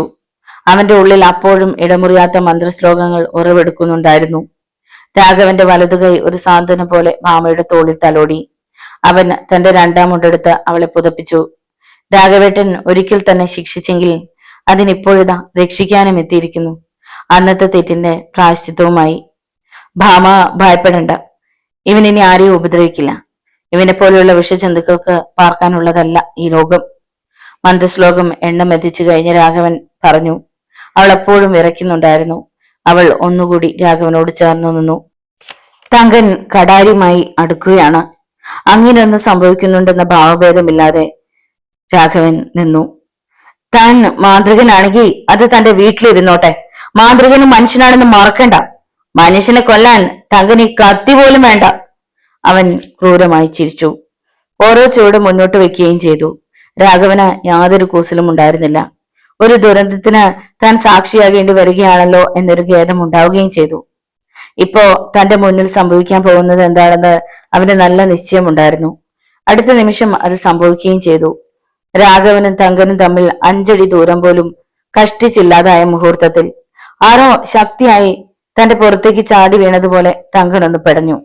അവന്റെ കയ്യിൽ നിന്ന് ഖടാരി തെറിച്ച് ദൂരെ വീണു. രാഘവൻ നോക്കി നിൽക്കെ തങ്കന്റെ ഉരുക്ക് കടഞ്ഞെടുത്തതുപോലെയുള്ള ശരീരത്തിൽ നഖം കൊണ്ട് കീറിയ പോലെ 100 ചോരപ്പാടുകൾ തെളിഞ്ഞു. വര പോലെ വീണ ആ പാടുകളിൽ ഞൊടിയിട കൊണ്ട് രക്തം കിരിഞ്ഞു. തിരുനെറ്റിയിൽ നിന്ന് കാലിന്റെ പെരുവിരൽ വരെ തലങ്ങും വിലങ്ങും ആരോ ഖടാരിക്ക് കീറിയതുപോലെയായിരുന്നു പാടുകൾ വീണത്. തങ്കൻ വേദന കൊണ്ട് പിടഞ്ഞു. നിന്നെടുത്ത് നിന്ന് അനങ്ങാൻ പോലും അവന് കഴിഞ്ഞില്ല. അവന്റെ നിലവിളി സർപ്പക്കാവിനെ നടുക്കി. അത് കേട്ട് തിരിഞ്ഞു നോക്കിയ ഭാമയും ഭയന്ന് വിറച്ചുപോയി. 100 കഷ്ണങ്ങളായി തങ്കൻ നിലത്ത് വീഴുന്നുണ്ടായിരുന്നു. അപ്പോൾ ഇനി ഭാമയെന്നല്ല, ഈ നാട്ടിലും അയൽനാട്ടിലും ഒരു മനുഷ്യജീവിക്കും ഇവന് ഭയപ്പെടണ്ട. ഭാമ കണ്ടല്ലോ, ഞാൻ അവന്റെ ദേഹത്ത് സ്പർശിച്ചിട്ടില്ല. അവൾ ഭയത്തോടെ രാഘവനെ നോക്കി. രാഘവൻ അപ്പോഴും ചിരിച്ചു. നീ ഭയപ്പെടണ്ട. ഇനി നിനക്കൊരാപത്തും ഉണ്ടാവില്ല. നടന്നോളൂ. ഏതായാലും ഇനി തനിയെ വീട്ടിലേക്ക് പോണ്ട. ഞാനും വരാം, പടിപ്പുര വരെ. അവൾ തലകുലുക്കി. ഇരുട്ട് വീണു കഴിഞ്ഞിരുന്ന പാടത്തിന്റെ നടുവരമ്പിലൂടെ ഭാമയെയും മുന്നിൽ നടത്തി രാഘവൻ വലിയ വീടിന്റെ നേർക്ക് നടന്നു. അവർ ആ പടിപ്പുരയോട് അടുക്കുമ്പോൾ ഭാമയെ കാണാതെ പരിഭ്രമിച്ച് കുറുപ്പും മറ്റു ചിലരും കൂടി അന്വേഷണത്തിനിറങ്ങാൻ തുടങ്ങുകയാണ്. ചൂട്ടുകറ്റയും കത്തിച്ചിറങ്ങിയ ആ സംഘത്തിന്റെ മുന്നിലേക്കാണ് രാഘവനും ഭാമയും ചെന്നുപെട്ടത്. കുറുപ്പ് ഇരുവരെയും കണ്ടു. രാഘവനെ ഭാമയോടത്ത് കണ്ട കുറുപ്പ് അടിമുടി വിറച്ചു. എടാ ദ്രോഹി, നീ എന്റെ കുഞ്ഞിനെ ചതച്ചോടാ. ഒന്നും ആലോചിക്കാതെ ചൂട്ടുകറ്റിയും എറിഞ്ഞ് കുറുപ്പ് രാഘവനെ നേരെ ചാടി വീണു. അവൻ പഴയ അതേ പുഞ്ചിരിയുമായി നിൽക്കുകയാണ്. ഭാമയുടെ മുന്നിൽ അപ്പോൾ തെളിഞ്ഞത് 100 കഷ്ണങ്ങളായി നിലത്ത് വീഴുന്ന തങ്കന്റെ ചിത്രമായിരുന്നു. രാഘവന്റെ മുഖത്ത് അപ്പോഴും ഇതേ പുഞ്ചിരിയായിരുന്നുവല്ലോ. വലിയ വീട്ടിൽ കുറുപ്പിന്റെ കത്തിക്കാളുന്ന പകയ്ക്ക് മുന്നിൽ രാഘവൻ അക്ഷോഭ്യനായിരുന്നു. അവന്റെ മുഖത്ത് ചിരി പോലും മങ്ങിയില്ല. കുറുപ്പ് രോഷം കൊള്ളുന്നതിന്റെ കാരണം തികച്ചും വ്യക്തമാണ്. സ്വന്തം മരുമകളാണ് അല്പവസ്ത്രധാരിയായി കരഞ്ഞുകൊണ്ട് നിൽക്കുന്നത്. കുറുപ്പിന് രോഷമുണ്ടായില്ലെങ്കിലേ അത്ഭുതപ്പെടേണ്ടൂ. തന്നെ സംശയം തോന്നിയതിന്റെ പേരിലും അയാളെ കുറ്റപ്പെടുത്താനാവില്ല. താനായാലും ഇതിൽ കൂടുതലൊന്നും ചെയ്യാൻ പോണില്ല.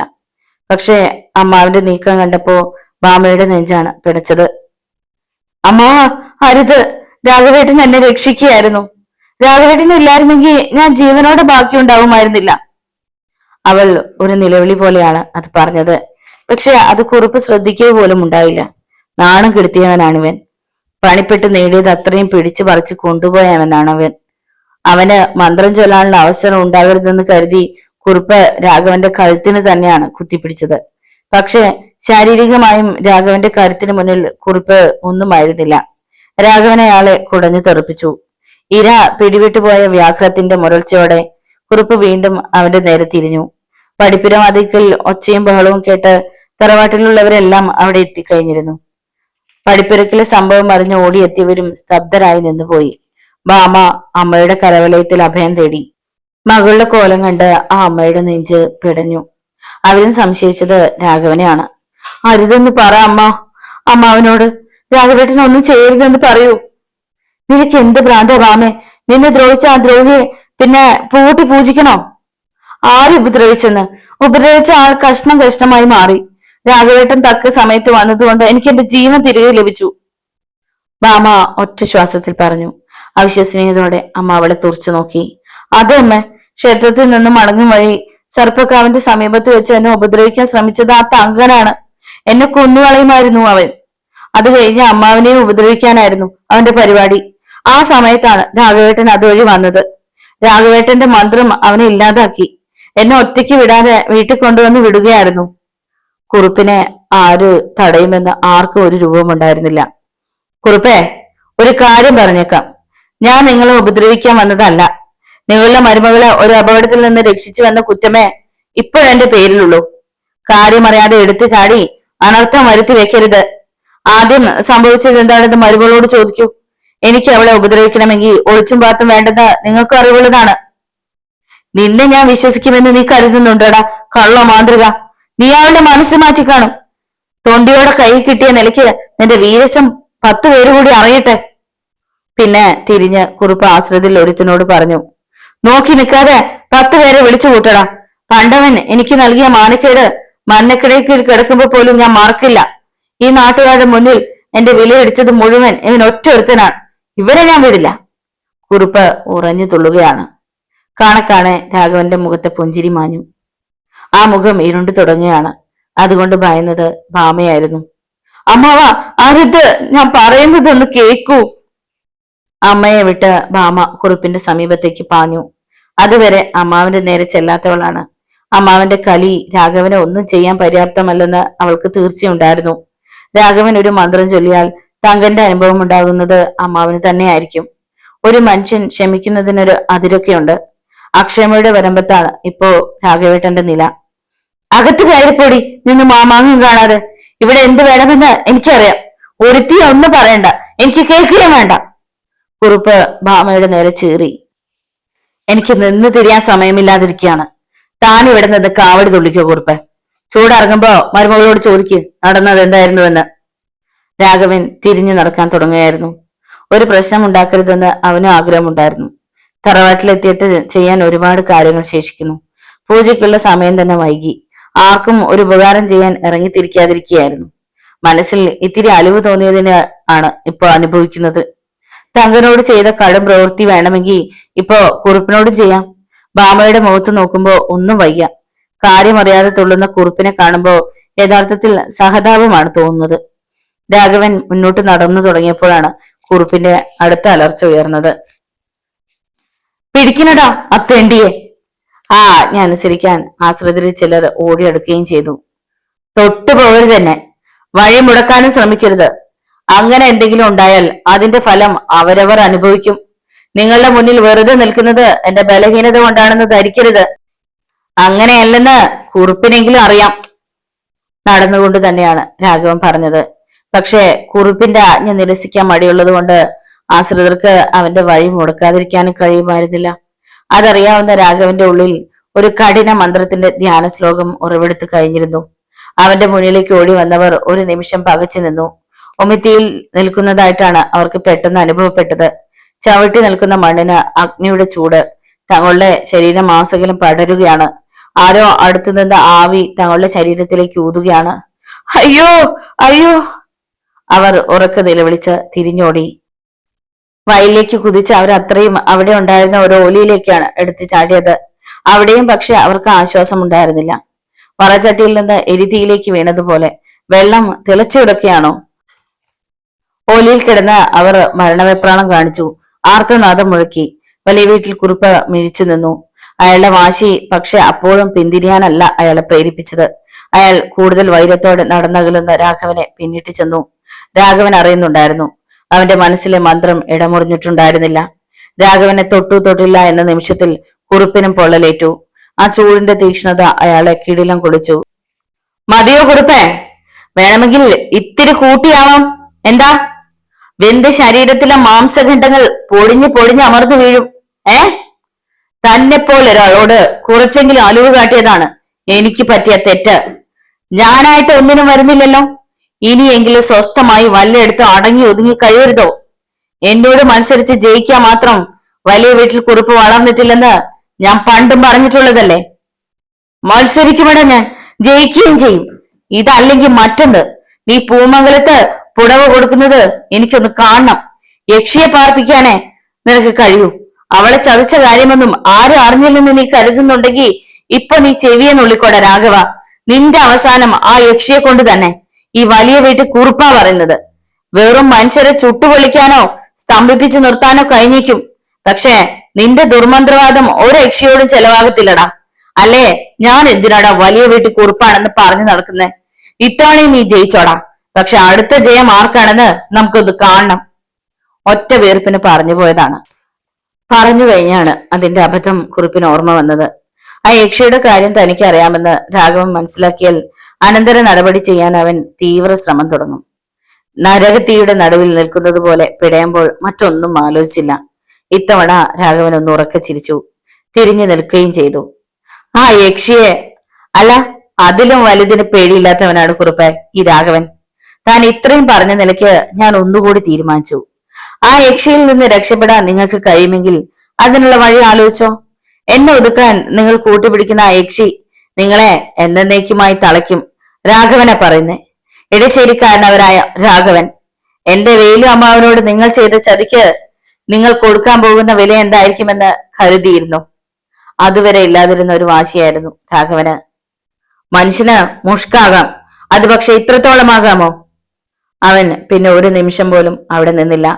അതിവേഗത്തിൽ തറവാട്ടിലേക്ക് നടന്നു. ഓട്ടത്തിനും നടത്തത്തിനും മധ്യയുള്ള ഒരു തരം ത്വരിതഗമനമായിരുന്നു അത്. ആ വേഗത അവസാനിച്ചത് ഇടശ്ശേരി തറവാട്ടിലെ പൂജാമുറിക്ക് മുന്നിലാണ്. പൂജാമുറിയുടെ വാതിൽക്കൽ വെച്ചിരുന്ന വാൽക്കിണ്ടിയിൽ നിന്ന് വെള്ളമെടുത്ത് കാലും മുഖവും കഴുകി അവൻ പൂജാമുറിയിലേക്ക് കയറി. പൂജാമുറി അകത്തുനിന്ന് അടച്ച് തഴുതിട്ടു. വലിയ വീട്ടിൽ കുറുപ്പ് വീണ്ടും തന്നെ അവഹേളിക്കാനാണ് അവസരമുണ്ടാക്കുന്നത്. കാര്യം മനസ്സിലാക്കാനോ അതിനനുസരിച്ച് പ്രവർത്തിക്കാനോ അയാൾ ഒരു നിമിഷം പോലും ശ്രമിക്കുന്നില്ല. ഏതായാലും ആ മനസ്സിലെ വിഷത്തിന്റെ കാഠിന്യം അറിയാൻ കഴിഞ്ഞത് നന്നായി. താൻ ഉദ്ദേശിച്ചതുപോലെ തന്നെ കാര്യങ്ങൾ നീങ്ങിയിരിക്കുന്നു. ഇനിയും അങ്ങനെ തന്നെ നീങ്ങണമെങ്കിൽ കുറുപ്പിനെ താങ്ങാൻ കഴിയാത്ത ദുഃഖം നൽകേണ്ടി വരും. സ്വയം അനുഭവിക്കുമ്പോഴേ കുറുപ്പ് മറ്റുള്ളവരെ വിഷമം എന്തെന്നറിയൂ. അയാൾ അത് അർഹിക്കുന്നു. രാഘവൻ പൂജാമുറിയിലെ വിളക്കുകളെല്ലാം കൊളുത്തി നിരത്തിയിരുന്നു. അവന്റെ മനസ്സിൽ നിന്ന് ഒരരുവിൽ നിന്നോണം മന്ത്രശീലുകൾ ഒഴുകി ഒഴുകി വന്നു. ഒരു വട്ടം പൂജ കഴിഞ്ഞ് പുറത്തേക്ക് ഇറങ്ങി വരുമ്പോൾ ആഗ്രഹിച്ചതുപോലെ പണിക്കർ തന്നെ കാണാൻ കാത്തു നിൽക്കുന്നുണ്ട്. രാഘവന്റെ മുഖം വിടർന്നു. ആ, പണിക്കരി ചേട്ടൻ ഒരിടത്തു കൂടി ഇപ്പൊ തന്നെ ഒന്ന് പോകേണ്ടി വരും. ഒരു സന്ദേശം അറിയിച്ചാൽ മതി. ആവാലോ. എവിടെയാ രാഘവൻ കുഞ്ഞ്?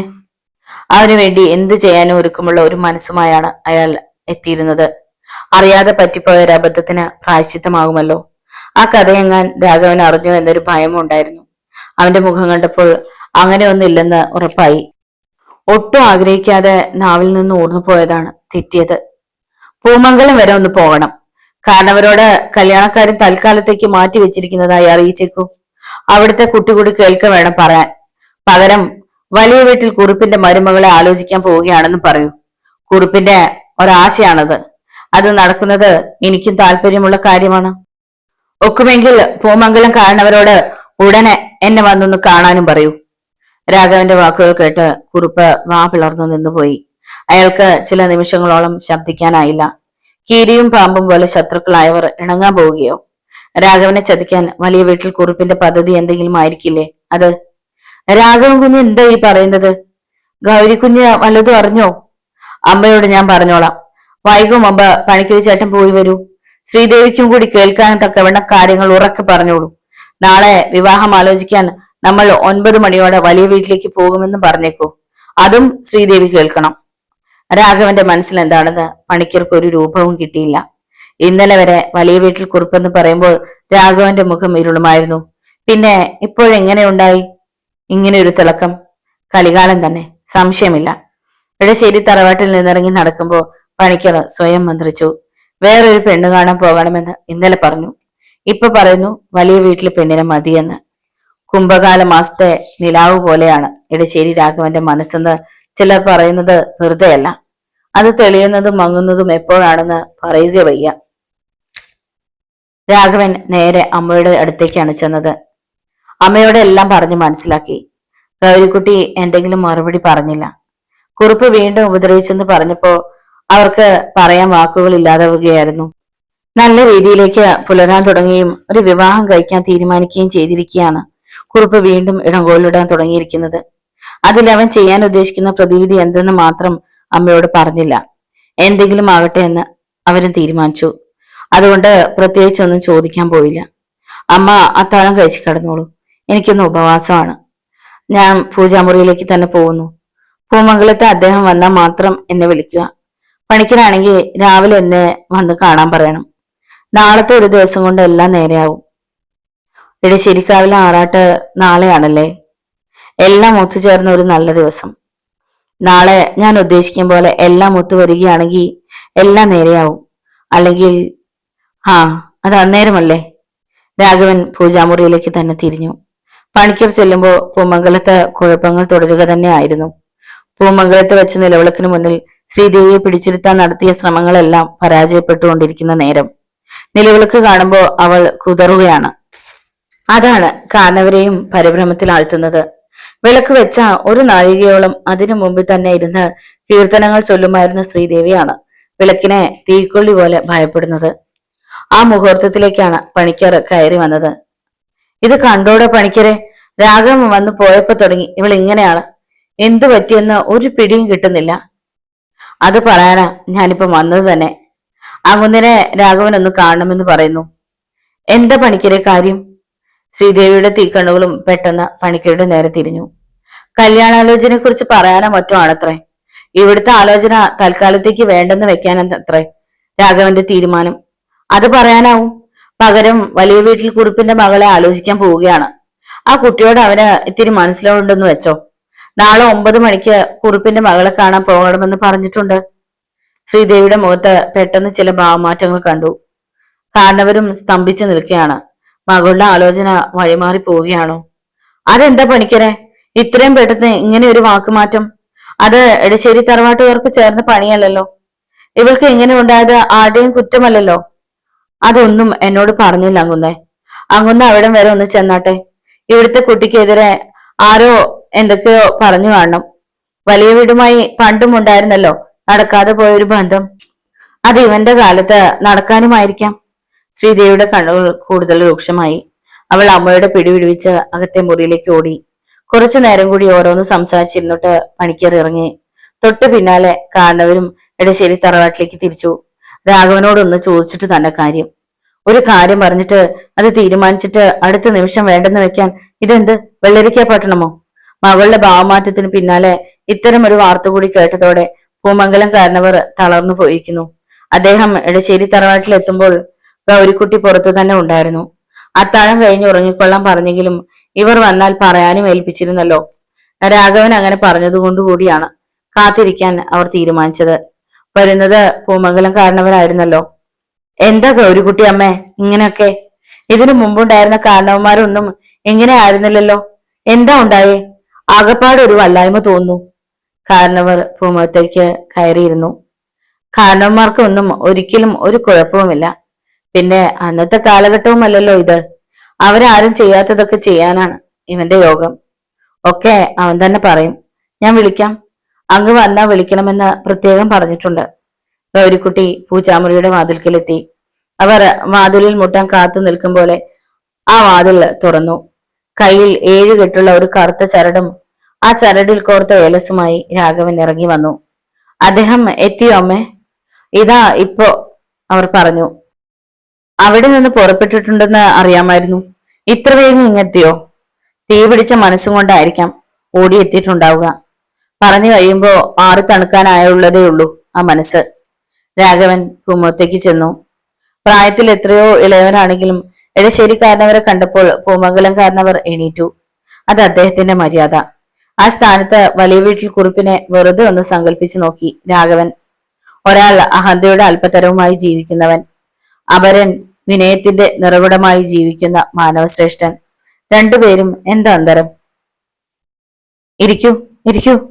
ഞാൻ അങ്ങയെ പ്രതീക്ഷിക്കുകയായിരുന്നു. അങ്ങോട്ട് വരാൻ തൽക്കാലം ചില ബുദ്ധിമുട്ടുകൾ ഉണ്ടായതുകൊണ്ടാണെന്ന് കൂട്ടിക്കോളൂ. ബുദ്ധിമുട്ടിച്ചതിൽ ക്ഷമിക്കണം.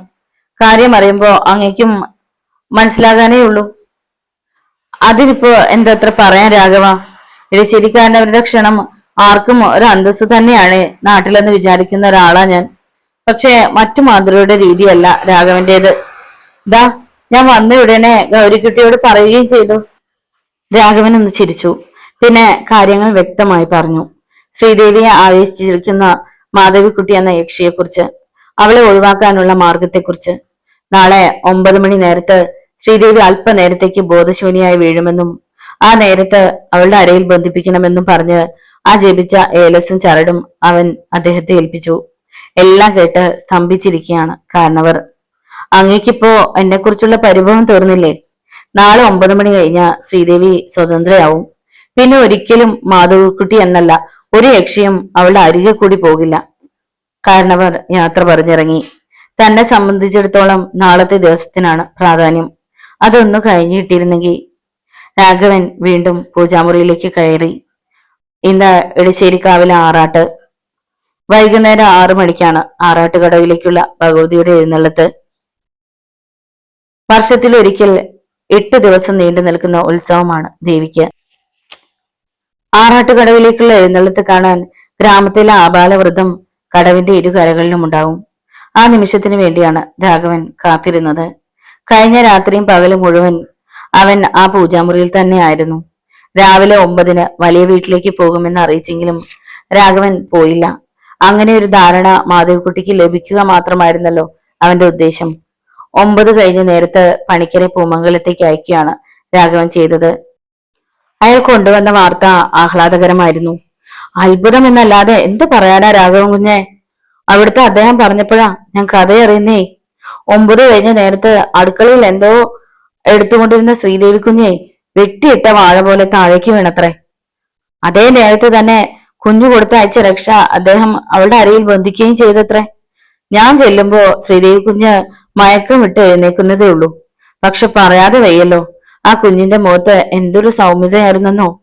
ഇന്നലെ വെട്ടുപോത്തിനെ പോലെ എന്നെ നോക്കിയ ശ്രീദേവി കുഞ്ഞ് എത്ര ആദരവോടെയാണെന്നോ എന്നോട് വർത്തമാനം പറഞ്ഞത്.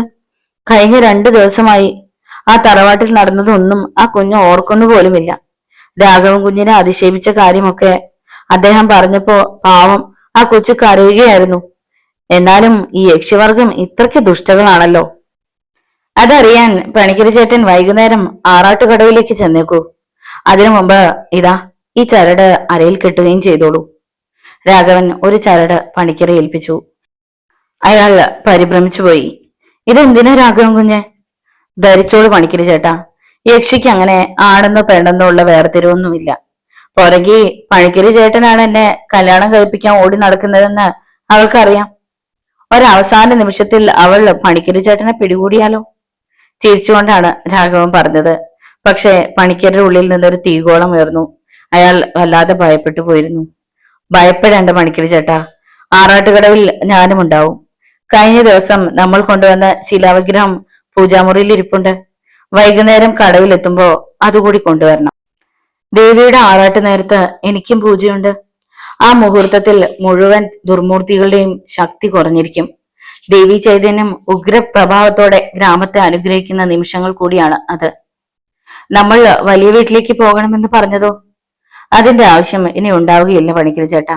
മാത്രമല്ല ഇനി ഒരിക്കലും എനിക്കൊരു വിവാഹം ആലോചിക്കേണ്ടതായും വരില്ല. അത് പറയുമ്പോൾ രാഘവന്റെ ശബ്ദം ഇടറിയിരുന്നു. ഒന്നും മനസ്സിലാകാതെ പണിക്കർ അവനെ തുറച്ചു നോക്കി. ഒക്കെ വൈകുന്നേരം മനസ്സിലാവും. എവിടെയെങ്കിലും പോകാനുണ്ടെങ്കിൽ പോയിട്ട് 3:30 മണിയോടെ ഇവിടേക്ക് എത്തിക്കോളൂ. നമുക്ക് ഒരുമിച്ച് തന്നെ ആറാട്ടുകടവിലേക്ക് പോയേക്കാം. അത് പണിക്കർക്ക് ധൈര്യം നൽകിയെന്ന് തോന്നുന്നു. അയാൾ പടിപ്പുര ഇറങ്ങി നടക്കുന്നത് ഒരു നേർത്ത ചിരിയോടെ രാഘവൻ നോക്കി നിന്നു.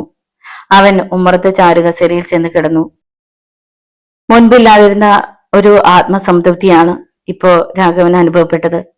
പടിയിറങ്ങിപ്പോയ പണിക്കർ അരനാഴിക തീർക്കും മുമ്പേ ഓടിക്കിതച്ച് ഇടശ്ശേരി തറവാട്ടിലേക്ക് തന്നെ വന്നു. രാഘവൻ കുഞ്ഞ് അറിഞ്ഞു ഒരു സംഭവം നടന്നിരിക്കുന്നു. എന്താ പണിക്കരി ചേട്ടാ? നമ്മുടെ വലിയ വീട്ടിൽ കുറുപ്പ് അദ്ദേഹത്തിന്റെ മരുമകളില്ലേ, ആ കൊച്ചിന് പെട്ടെന്നൊരു ബാധ കയറിയിരിക്കുന്നു. കുറുപ്പിനെ എടുത്തിട്ട് തല്ലിയത്രേ. പിന്നെ ചെന്ന തറവാട്ടുകുളത്തിൽ ചാടിയെന്നോ ആരെല്ലാമോ ചേർന്ന് പിടിച്ച് തറവാട്ടിൽ കെട്ടിയിരിക്കുകയാണെന്നൊക്കെ പറയുന്നത് കേട്ടു. കുറുപ്പ് അടികൊണ്ട് അവശനായി പോലും. ഉം രാഘവനൊന്ന് മൂളി. മാധവിക്കുട്ടി അവളുടെ സകല കോപവും ഒന്നിച്ചു തീർക്കുകയാവും.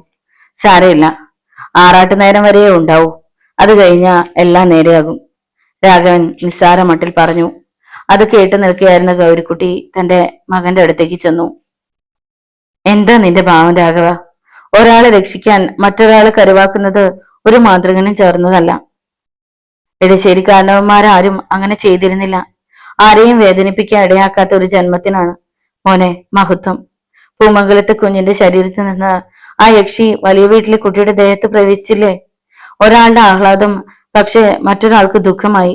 അത് വേണ്ടായിരുന്നു മകനെ. അമ്മയ്ക്ക് സത്യം അറിയാഞ്ഞിട്ടാണ്. ഇന്നത്തേത് കൊണ്ടെല്ലാം തീരുകയാണമ്മേ. ആർക്കും ഒരു ദുഃഖവും അവശേഷിക്കുകയില്ല.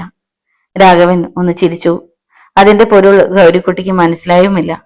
അത് മനസ്സിലാക്കാൻ അവർക്ക് ആറാട്ട് തീരും വരെ കാത്തിരിക്കേണ്ടിയും വന്നു. 4 മണിക്ക് മുമ്പ് തന്നെ രാഘവനും പണിക്കരും ആറാട്ടുകടവിലേക്ക് പോയി. പൂജാമുറിയിൽ നിന്ന് നേരത്തെ കരുതിയിരുന്ന ശിലാവിഗ്രഹവും അവർ ഒപ്പം കൊണ്ടുപോയിരുന്നു. അവർ ചെല്ലുമ്പോൾ കടവിൽ ആറാട്ട് തുടങ്ങാനുള്ള പൂജകൾ നടന്നുകൊണ്ടിരിക്കുന്നു. ഇടശ്ശേരിക്കരയിലെ ജനങ്ങൾ അത്രയും കടവിലെത്തിയിട്ടുണ്ട്. ആ ഭാഗത്ത് നിന്ന് കുറെ അകന്ന് ആൾത്തിരക്ക് അനുഭവപ്പെടാത്ത ഒരു ഭാഗത്ത് ചെന്ന് രാഘവൻ വിഗ്രഹം താഴെ വെച്ചു. കരുതി കൊണ്ടുവന്ന ചെറിയ നിലവിളക്കും മറ്റു പൂജയ്ക്കുള്ള ഒരുക്കങ്ങളും തയ്യാറായി.